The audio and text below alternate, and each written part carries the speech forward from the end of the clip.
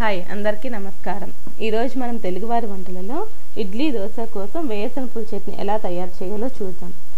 ఇందుకు ప్యాన్లో వేరుశనగపప్పులు వేసుకొని అందులో చింతపండు,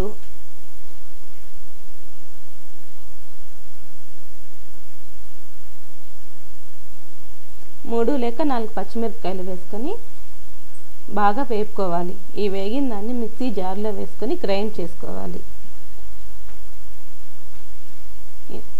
ఇందులో కొంచెం సాల్ట్, కొంచెం నీరు పోసుకొని మరొకసారి గ్రైండ్ చేసుకోవాలి.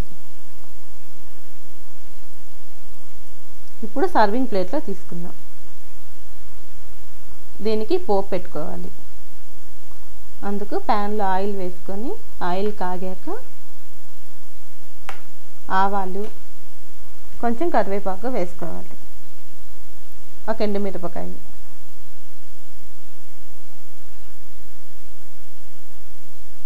ఇప్పుడు ఈ చట్నీలో ఈ పోపు వేసేసుకుంటే ఎంతో రుచికరమైన ఇడ్లీ చట్నీ తయారైపోతుంది.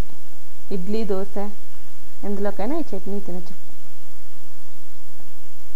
ప్రతి ఒక్కరూ ట్రై చేయండి, చాలా బాగుంటుంది.